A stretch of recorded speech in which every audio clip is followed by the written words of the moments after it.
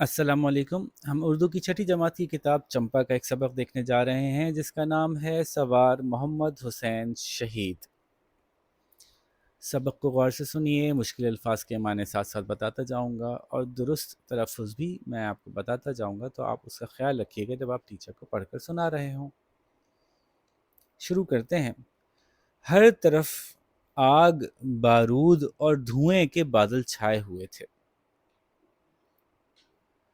उसी आग के तूफान में ये जिंदा जावेद हस्ती अपनी ज़ात से बेनियाज होकर अपने मोर्चों के दरमियान दौड़ दौड़ कर शुजाअत का एक नया वर्क लिख रही थी। सूबेदार अमीर खान। अब ये बातें सवार मोहम्मद हुसैन शहीद साहब के लिए एक ऑफिसर सूबेदार अमीर खान ने लिखी हैं। क्या बातें हैं कि जिस वक्त ये जंग चल रही थी और हर तरफ आग बारूद होता है, जो जो कि गोलियों के अंदर डला होता है जिससे गोली फटती है और चलती है, और धुआं, इसके बादल छाए हुए थे, यानी हर तरफ इतना धुआं धुआं सा था। इसी आग के तूफान में ये जिंदा जावेद हस्ती, जिंदा जावेद इसलिए कह रहे हैं इनको कि जो शहीद हो जाते हैं, हमारा अकीदा ये है कि जो शहीद होता है वो मरता नहीं है, बल्कि उसको मरा हुआ कहना नहीं चाहिए, बल्कि उसको हम ये कहते हैं कि अल्लाह के यहाँ वो भी ज़िंदा है। बज़ाहिर हमारे सामने तो उसकी बॉडी डेड हो गई है, लेकिन उसको मरा हुआ नहीं कहना चाहिए, बल्कि उसको शहीद कहना चाहिए। और शहीद जो है वो अल्लाह के यहाँ ज़िंदा ही तसव्वुर किया जाता है हमारे लिए। तो इसलिए इनको ज़िंदा जावेद हस्ती कहा जा रहा है। जावेद कहते हैं जो ज़िंदा हो, तो ज़िंदा जावेद एक दूसरे के साथ ये कॉम्प्लीमेंटरीली इस्तेमाल होते हैं। हस्ती किसी ज़ात को कहते हैं, किसी शख्स को कह सकते हैं जो ज़रा मोतबर हो, बड़ा हो।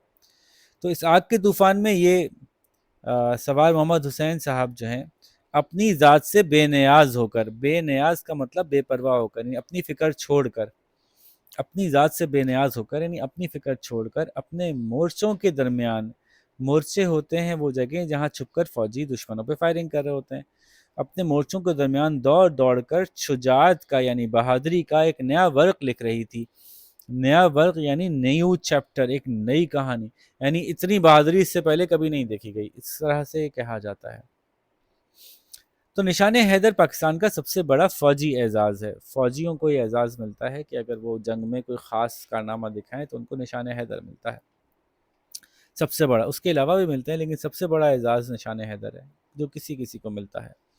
सवार मोहम्मद हुसैन शहीद से पहले ये एजाज़ हासिल करने वालों में 3 मेजर, 1 कैप्टन और 1 पायलट ऑफिसर भी शामिल थे।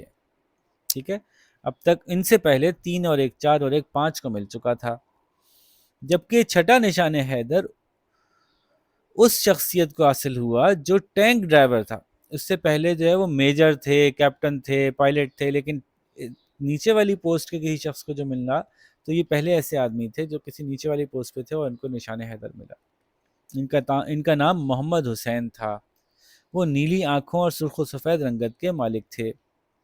सिडोल जिस्म, यानी सिडोल कहते हैं ऐसा जिस्म जो भरा भरा हो, बिल्कुल कमज़ोर नहीफ भी ना हो और बिल्कुल मोटा मोटा भी ना हो, और तवील कद कामत यानी लंबे कद कामत के थे।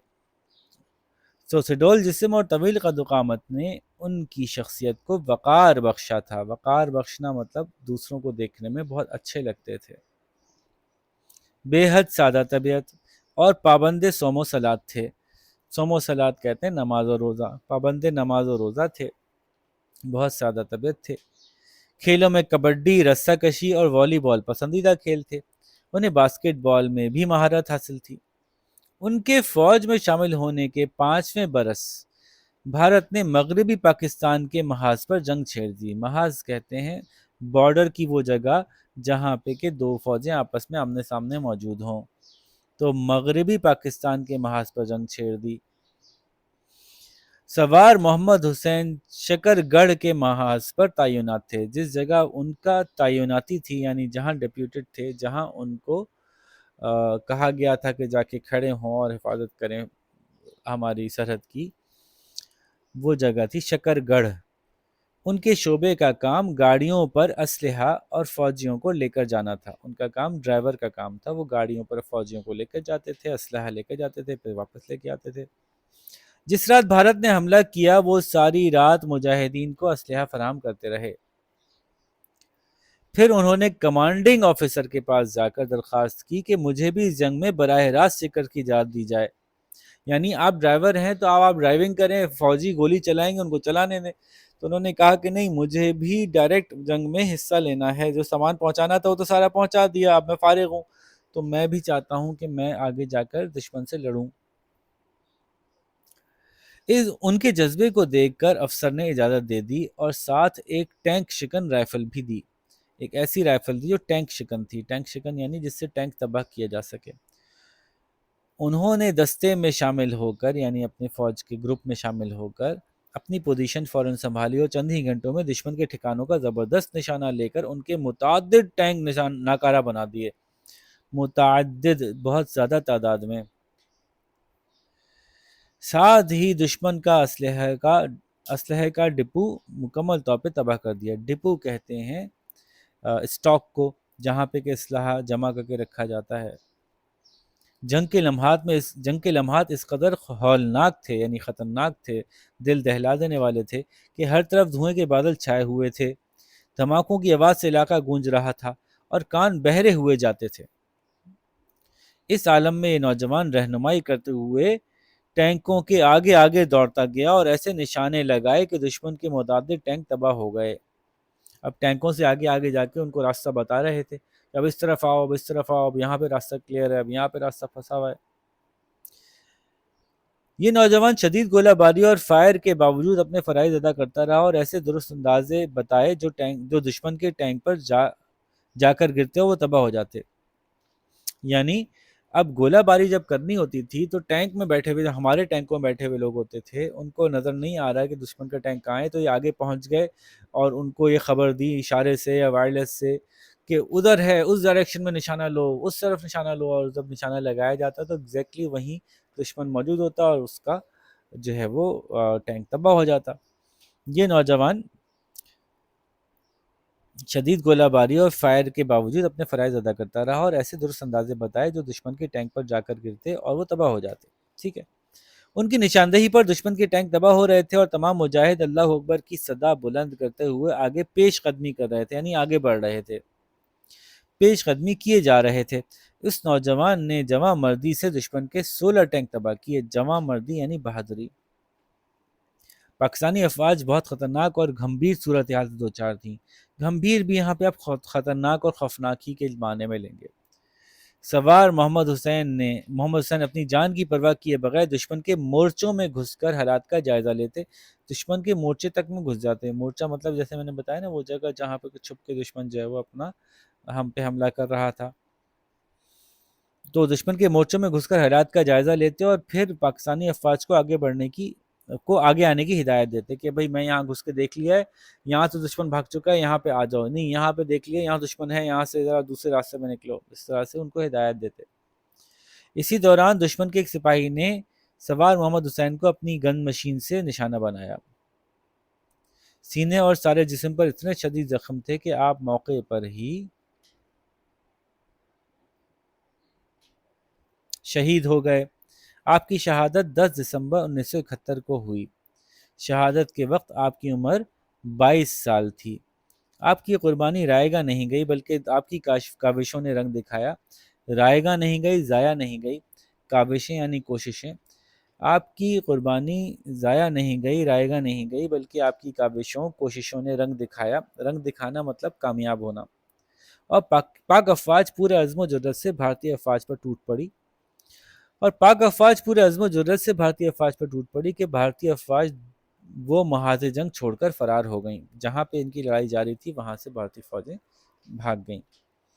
آپ کے اس بہادرانہ کارنامے اور جانثاری کے باعث حکومت پاکستان نے آپ کو سب سے بڑے فوجی اعزاز نشان حیدر سے نوازا. اور اس وقت کے صدر پاکستان نے ان الفاظ میں آپ کو خراج تحسین دیا، یعنی آپ کی تعریف کی کہ محمد حسین شہید کی قربانی ہماری تاریخ کا قابل فخر سرمایہ ہے اور انشاءاللہ اسے ہمیشہ یاد رکھا جائے گا. ٹھیک ہے جی.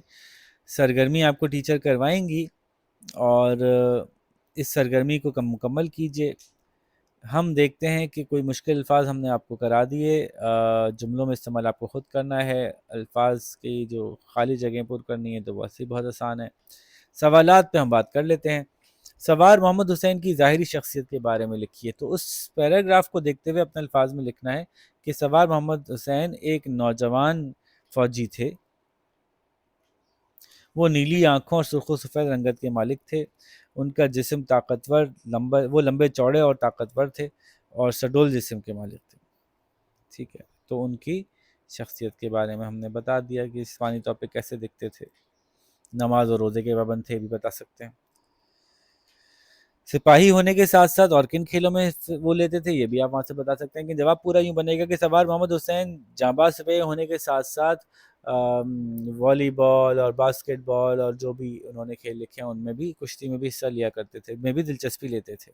ایسے جواب بنائیے گا. شکر گڑھ کے مارکے کو اپنے الفاظ میں لکھیے. اب یہ پوری کہانی آپ کو خود لکھنی ہے مختصر کر کے. کہ جب 1971 میں ہندوستان نے پاکستان پر حملہ کیا تو یہ شکر گڑھ کے مقام پر فوج کے 7 تعینات تھے جہاں ان کا کام ڈرائیونگ تھا، اور وہ اسلحہ اور سپاہیوں کو لے کے جا رہے تھے. جب ان کا کام ختم ہوا تو انہوں نے درخواست کی کہ مجھے خود بھی فوج کے ساتھ آگے جانا ہے ایک فوجی کے طور پر. اس کی ان کو اجازت ملی اور انہوں نے بڑی بہادری سے دشمن کے ٹینکوں کو خود بھی نشانہ بنایا اور اپنے ٹینکوں کی رہنمائی کرتے ہوئے دشمن کے سارے ٹینکوں کی طرف وہ نشاندہی کرتے گئے کہ اس طرف ٹینک ہے اور یہاں نشانہ لگایا جائے، جس کی وجہ سے پاک فوج کو بہت کامیابی حاصل ہوئی. اس محاذ پر بہت کامیابی حاصل ہوئی اور دشمن کو پچھاڑ دیا گیا، لیکن اسی دوران یہ دشمن کی گولیوں کا نشانہ بن کر شہید ہوئے اور انہیں نشان حیدر سے نوازا گیا. صدر پاکستان کن الفاظ میں، تو یہ تو وہاں سے ایگزیکٹلی وہ سارے کے سارے الفاظ پورے دونوں لائنیں اٹھا لیجیے، کیونکہ جب کسی کے الفاظ بتانے ہوتے ہیں تو پھر پورے بتانے ہوتے ہیں.